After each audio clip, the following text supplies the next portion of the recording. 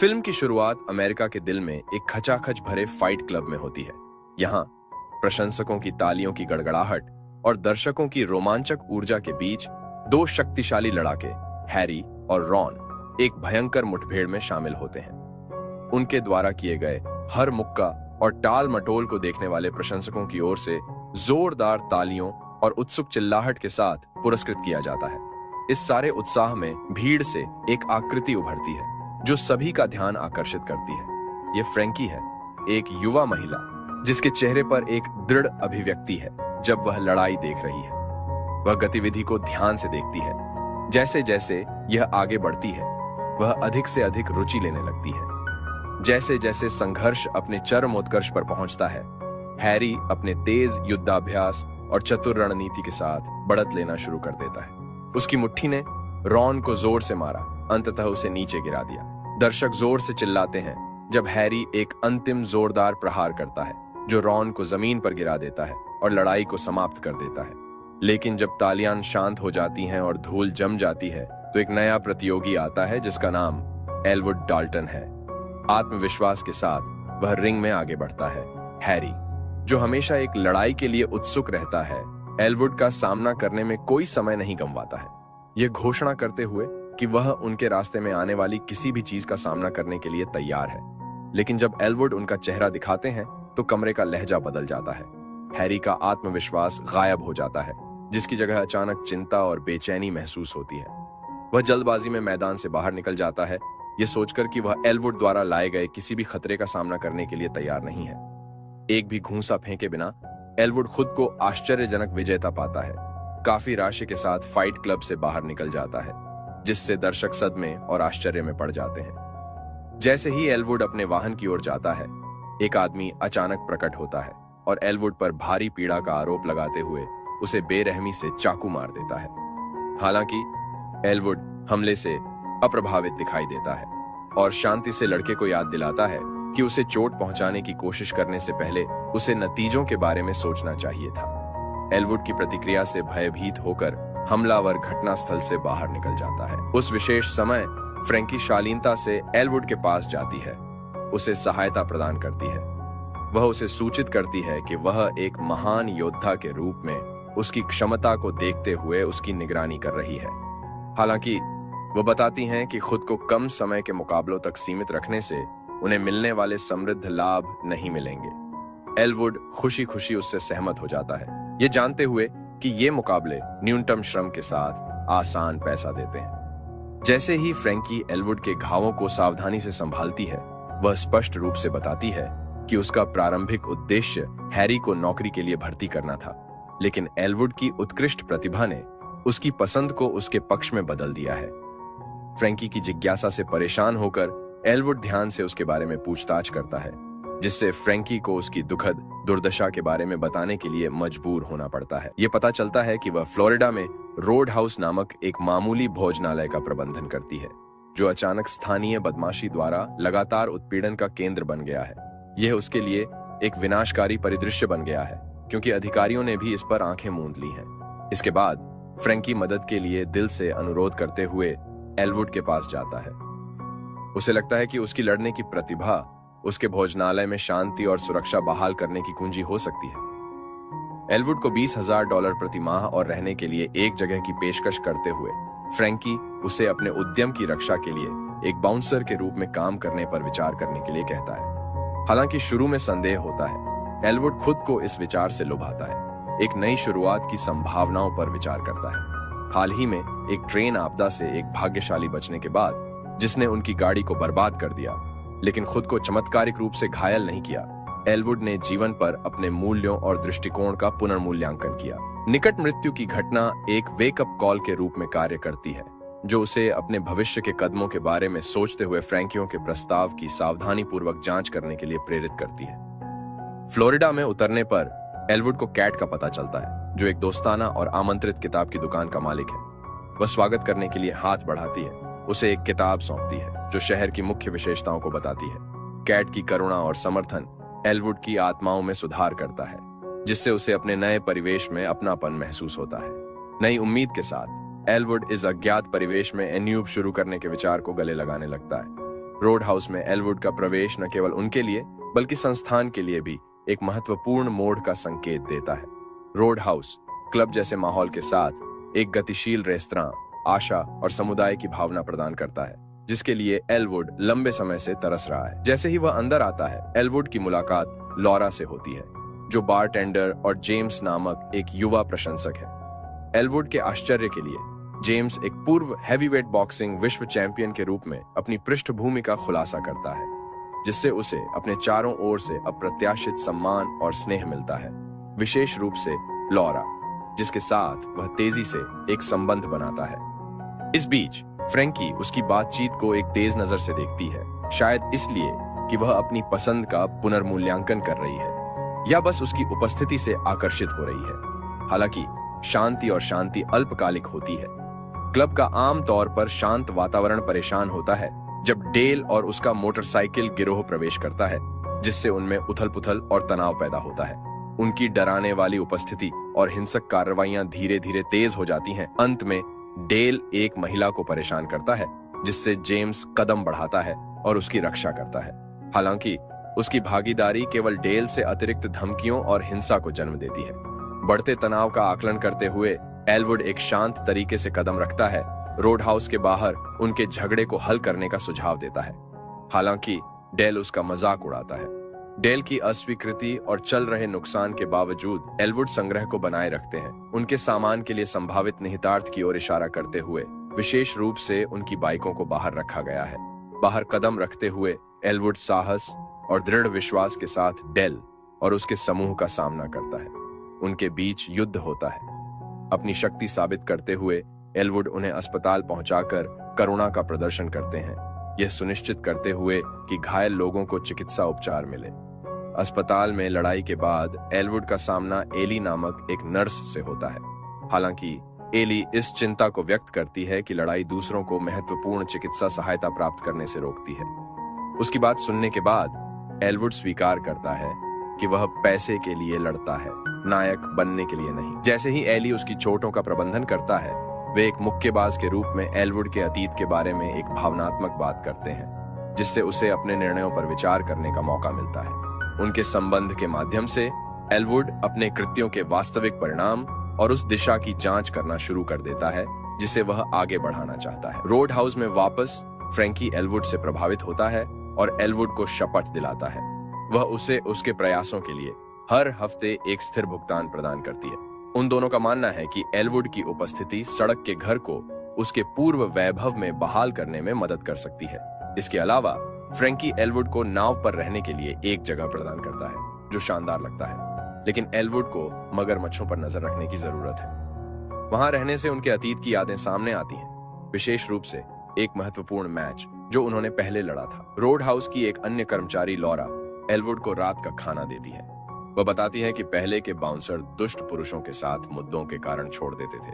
Laura ने भी जाने के बारे में सोचा, लेकिन रोड हाउस के प्रति एलवुड की भक्ति ने उसे एक नई उम्मीद दी कि चीजें बदल सकती हैं। इस बीच एलवुड नियमित रूप से कैट द्वारा संचालित दुकान पर जाता है और उसकी किताबों की दुकान पर कैट के साथ उसकी मुलाकात उसकी मां के जाने के बाद व्यवसाय को जारी रखने में उसकी कठिनाइयों को दर्शाती है। कैट के प्रति एलवुड की उदारता और सहानुभूति उनके वास्तविक स्वभाव को प्रदर्शित करती है, जिससे उन्हें शहर के लोगों से सम्मान मिलता है, जो उन्हें पूरे शहर में जानना शुरू करते हैं।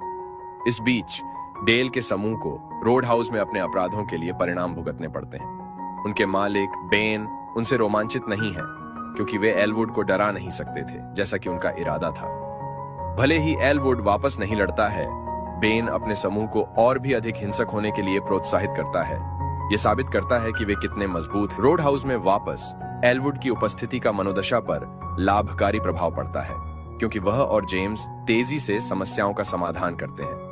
इसके अलावा एलवुड की युद्ध कला की उत्कृष्ट कमान संरक्षकों को आश्चर्यचकित करती है, जिससे उनकी छवि एक कुशल बाउंसर के रूप में और मजबूत होती है, जो सुचारू रूप से व्यवस्था बनाए रख सकता है।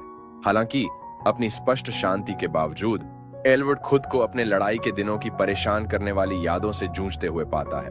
उसके अतीत में फिर से आने वाले बुरे सपने और घटनाएं कुछ अनसुलझे तनावों को दर्शाती हैं, जो अभी भी उसके अंदर बने हुए हैं, जो अगले दिन संबोधित होने के लिए तैयार है। एक पूर्ण नाश्ते की तलाश में एलवुड एक स्थानीय भोजनालय की यात्रा करता है, जहां वह एली से मिलता है।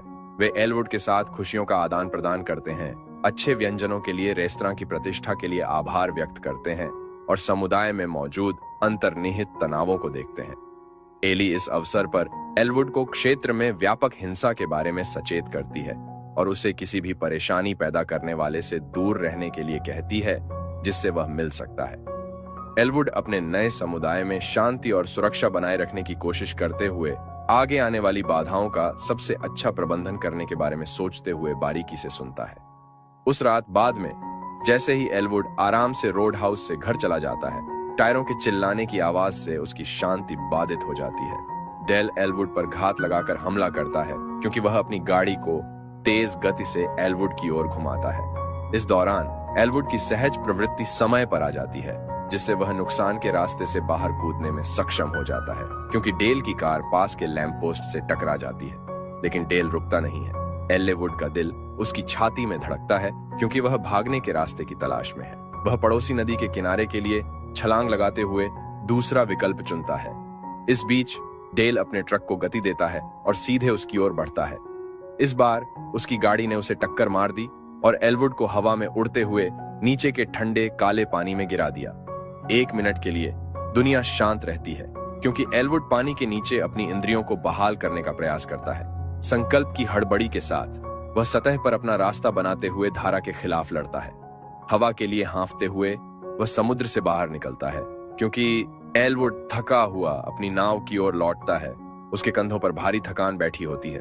उसे एक और मुठभेड़ का सामना करना पड़ता है। डेल उसकी हत्या करने के लिए हाथ में पिस्तौल लिए दिखाई देता है, लेकिन एलवुड अपने जीवन के लिए लड़ता है और एक अंतिम झटके के साथ एलवुड डेल को नाव के किनारे और नीचे समुद्र में दुर्घटनाग्रस्त कर देता है। अचानक एक मगरमच्छ पानी में आता है और डेल को सतह के नीचे खींचता है, जिससे उसका जीवन समाप्त हो जाता है। अगले दिन एलवुड बहुत सोचता है कि डेल के साथ क्या हुआ था। वह पहचानता है कि इस क्षेत्र में मगरमच्छ कितने खतरनाक हो सकते हैं। भले ही डेल कुछ भी अच्छा नहीं था, लेकिन उसकी मृत्यु एलवुड को यह समझने में मदद करती है कि चीजें कितनी खतरनाक हैं। इसके बारे में सोचने के बाद एलवुड सभी समस्याओं से दूर होने के लिए प्रस्थान करने का फैसला करता है। कुछ ही समय बाद एक व्यक्ति जो उनके नियोक्ता बेन के लिए काम करता है, एलवुड को सूचित करता है कि बेन उससे बात करना चाहता है। एलवुड उस आदमी पर विश्वास नहीं करता है, इसलिए वह उसका सामना करता है। वह उस आदमी की उंगलियों को घायल कर देता है क्योंकि उसे लगता है कि वह आदमी उसके साथ बेईमानी कर रहा है। उसके बाद एलवुड फ्रैंकी से बात करता है। वह खुश है कि डेल चला गया है क्योंकि उसने बहुत परेशानियां पैदा की।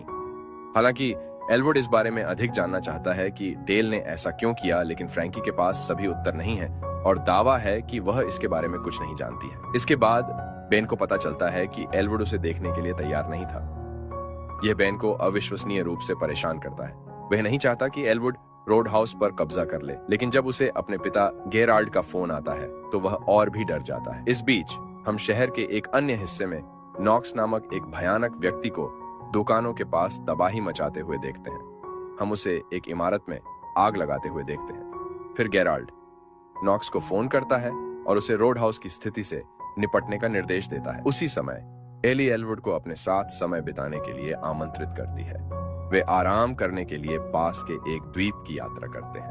द्वीप एली डेल की मृत्यु के बारे में बात करती है और चर्चा करती है कि किसी के शव की खोज करना कितना कठिन है क्योंकि स्थान असुरक्षित है। तब एलवुड एली को सूचित करता है कि वह बेन के संगठन के बारे में जानता है। एली उससे पूछती है कि वह कहां से है। हालांकि एलवुड दुष्ट कृत्यों में अपनी भागीदारी को स्वीकार करते हुए एली को अपने इतिहास में बहुत दूर जाने की चेतावनी देता है। हालांकि एली का कहना है कि उसने पहले उसकी ऑनलाइन जांच की है और उसे योग्य समझती है। द्वीप पर अकेले समय बिताने के साथ उनका संबंध चुंबन के साथ बढ़ जाता है। इस बीच बेन अपने स्थान पर नॉक्स से मिलने जाता है, जहां नॉक्स उसका सामना करता है और बाउंसर की हत्या करने के अपने कार्य का खुलासा करता है।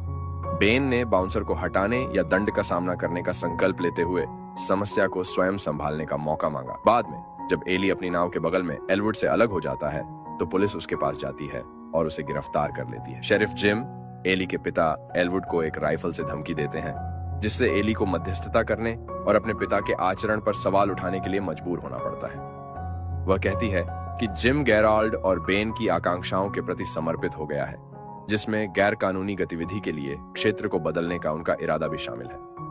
बढ़ते खतरे के बारे में चिंतित एली एलवुड से पड़ोस छोड़ने और एक नया जीवन स्थापित करने के लिए भीख मांगती है। इस बीच जब रात आती है तो दो दुष्ट लोग कैट के व्यवसाय में घुस जाते हैं, जिसका अर्थ है उसे आग लगाना। लेकिन कैट साहस दिखाती है और उसकी रक्षा करती है। फिर हम एलवुड को रोड हाउस में वापस आते हुए देखते हैं। वह बेन की वजह से चिंतित महसूस कर रहा है। बेन चाहता है कि एलवुड चले जाए, लेकिन एलवुड बने रहने और अपने इतिहास का सामना करने के लिए दृढ़ है। बेन के साथ चर्चा के दौरान वह एक योद्धा के रूप में एलवुड की पृष्ठभूमि को सामने लाता है, जिससे उसे अपने दोस्त जेठवे के साथ एक मुकाबले की याद आती है जो दुखद रूप से समाप्त हुआ। एलवुड को जेठवे की मौत के लिए बुरा लगता है और वह इसका सामना करने की कोशिश कर रहा है। इसके बाद बेन ने एलवुड से निपटने के लिए नॉक्स को भेजने का फैसला किया।